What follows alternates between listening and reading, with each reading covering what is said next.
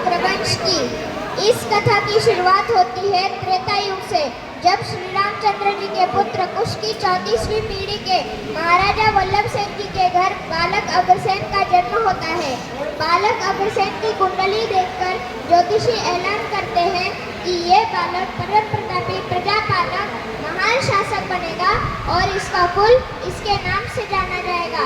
बालक अग्रसेन को शिक्षा ग्रहण करने के लिए मुनि तांडेय के आश्रम में भेजा जाता है, जहाँ से युवा अग्रसेन एक अच्छा शासक बनने के गुण लेकर निकलते हैं। तभी महाभारत के युद्ध में पांडवों की ओर से लड़ते हुए युवा अग्रसेन के पिता महाराजा वल्लभ सेन जी जब भीष्म पितामह के हाथों वीर गति को प्राप्त होते हैं, तब शोकाकुल अग्रसेन जी को भगवान श्री कृष्ण शोक से उबरने का दिव्य ज्ञान देकर पिता का राजपाट संभालने का निर्देश देते हैं।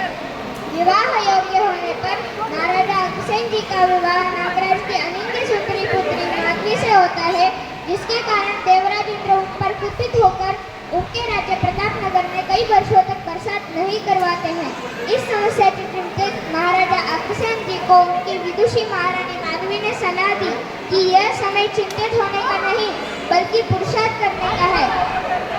जिससे प्रेरित होकर महाराजा अग्रसेन ने अग्रोहा धाम बसाया और नदियों के पानी को नहर मार्ग से नगर तक ले आए। अग्रोहा में अपने महान शासन काल में निर्धन व्यक्तियों को विवशतावश अपराधी बनते देखकर महाराजा अग्रसेन जी ने 1 रुपया और 1 ईंट की महान समाजवादी युक्ति दी, जिससे सभी समृद्ध व्यक्ति निर्धन व्यक्तियों को 1 रुपया और 1 ईंट देकर उनकी सहायता करते थे। उसी दौरान निकट संबंधों में होने वाले विवाह को रोकने के लिए महाराजा अग्रसेन जी ने अपने 18 पुत्रों को 18 गोत्रों का मुखिया बनाया और अपने अपने गोत्र में विवाह को निषेध कर दिया। उसके लिए 18 मुनियों से 18 यज्ञ करवाए गए और इन्हीं 18 मुनियों के नाम पर हमारे 18 गोत्रों का नामकरण हुआ है। इन्हीं 18 यज्ञों में से 17 यज्ञ पूर्ण होने के बाद महाराज अग्रसेन जी ने बलि दी जाने वाले घोड़े की व्याकुलता देखकर तत्काल बलि निषेध का आदेश दे दिया और संपूर्ण अग्रकुल के लिए आजीवन अहिंसा और शाकाहार का संकल्प ले लिया। वृद्ध होने पर महाराजा अग्रसेन जी ने सन्यासी जीवन अपनाकर महालक्ष्मी की देवी तपस्या की और उन्हें प्रसन्न करके अपने संपूर्ण अग्रकुल के लिए आजीवन अहिंसा और